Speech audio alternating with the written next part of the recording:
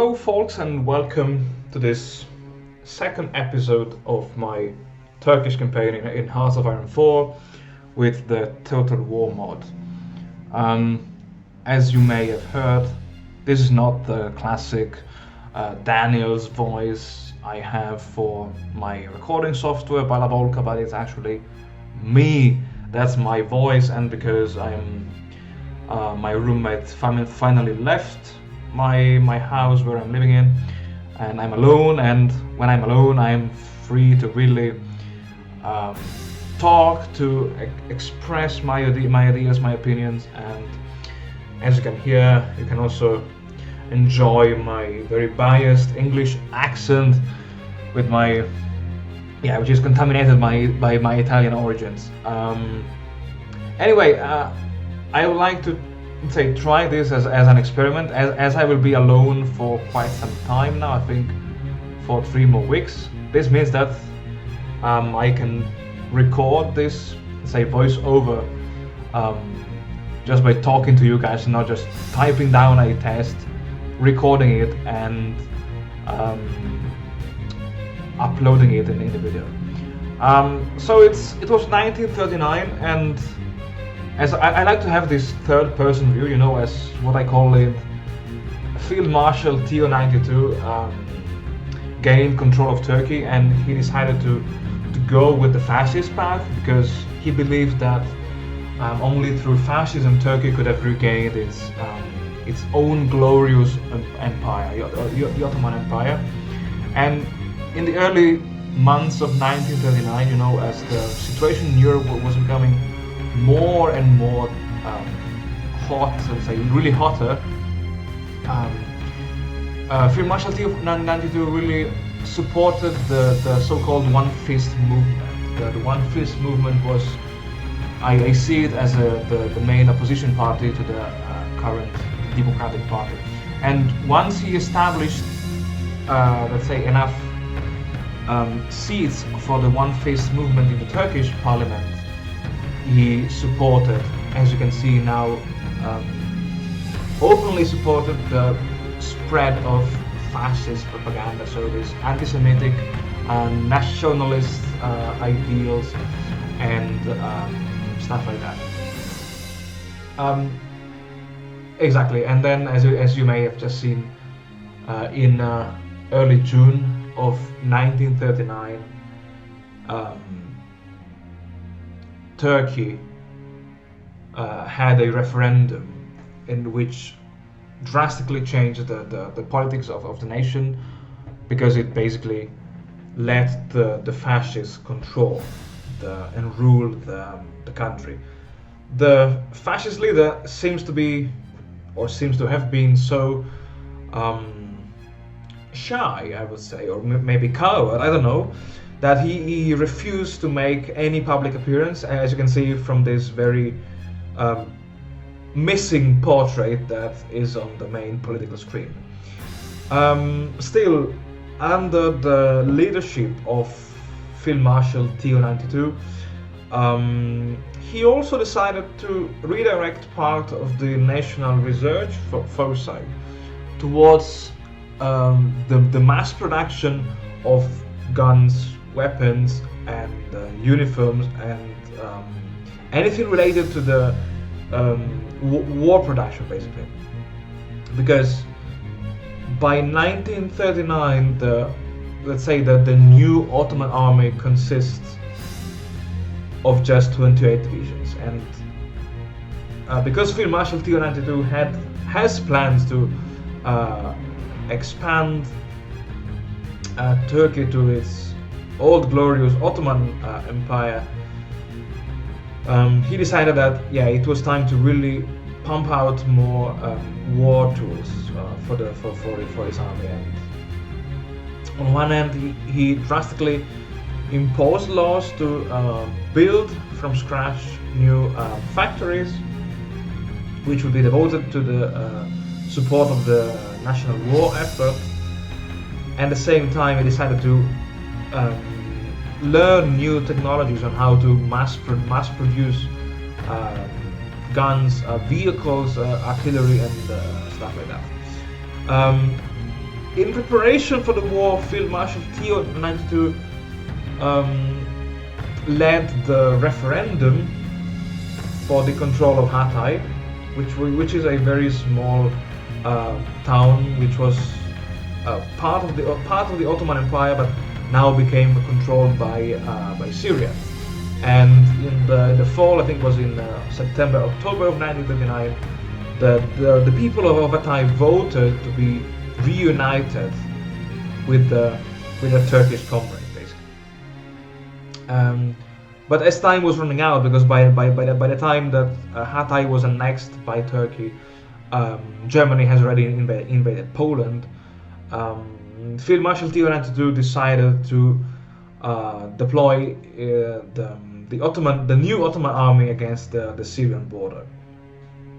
As an extra precaution for future invasions. And on the research side, Field Marshal Theo 92 decided to invest heavily in potentiating the infantry equipment of the Ottoman divisions. And now I forgot what I wanted to say. The game is going too fast for me now. Holy crap! So as a fascist Turkey, one goal of Field Marshal Theo 92 was to make sure that his country became independent from a resource point of view, and this is why he also invested a lot of time and resources of the national research teams to develop synthetic resources, especially synthetic rubber plants and synthetic refineries, because his plan was that, okay, if we join the war on the Axis side, there's no way we will ever get the rubber from the Dutch East Indies or the French Indochina. So, because we will need rubber for planes, for lorries, for armored cars, and stuff like that, he was like, okay, no, we really have to make our own plants. Who cares if they are synthetic? I really don't care. And as you can see, he did that, and he also started the development of preliminary production plants in the middle of Anatolia, just to make sure that they would have been out of range of enemy bombers. In early March of 1940, Field Marshal Theo 92 realized that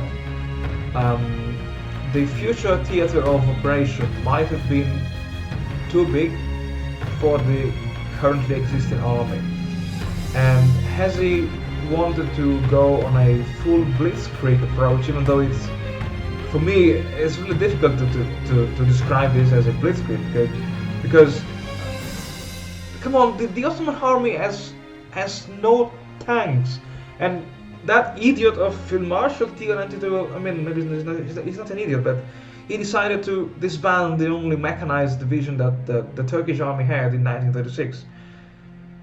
And anyway, in a, let's say, full mobile warfare style, he decided to focus all of his attention against Syria. But Turkey, the new Ottoman Empire, may be surrounded by potential enemies, and by joining the war on the Axis side, one of these enemies might have been, or could have been Greece.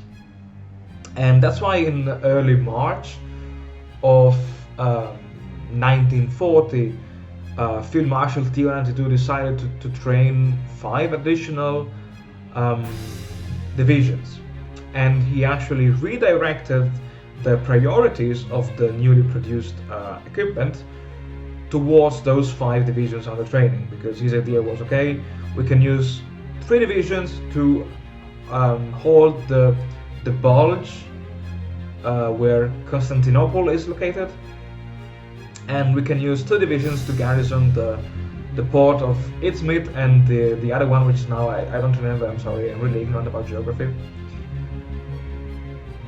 And because in case of an attack with against Greece, the idea was, let's hold the line on the Western Front while we strike deep on the east against Syria. And I would say this nicely summarizes what is going on, what went on in between 1939 and 1940. In 1940, in June 1940, Mussolini's Italy joined the war, and because Italians, they're Italians. Come on, they can't make war. The Italians lost immediately their colonies in the Horn of Africa, in Ethiopia, and this completely changed and reshaped TO92's plans, because his idea was, okay, maybe the Italians can hold out for quite some time, so this would distract some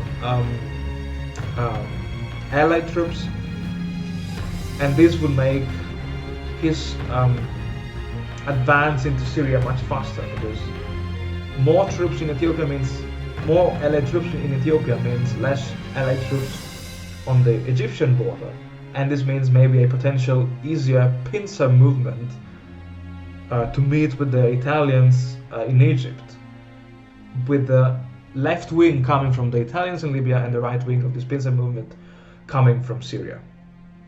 And Field Marshal TO92 also realized that the national fuel stocks of the Ottoman Empire were not sufficient. So he decided to build 3 additional supply depots, and with Romania now in the Axis network, it was actually rather easy for him to convince the local dictator, let's say, to provide Turkey with enough oil with which to make sure that the new Ottoman Empire may have had a sufficient amount of oil to start an offensive war as soon as possible. And the time for the offensive war came in early November of 1940, when during a meeting with the let's say Parliament and the Chief of Staff, Field Marshal TO92 announced them that the time has come to readjust the borders with Iraq and Syria in what he called the Ottoman Southern Offensive. And discussions were going on, and what I'm gonna spoiler you guys is that in early 1941, Field Marshal TO92's led Turkey finally entered the war on the Axis side. That's all, guys. Thank you very much for watching. Let me know what do you think about this new system. I feel awkward now, but yeah, let's see. Let me know in the comments below, yeah? Thanks for watching, and see you all very, very soon.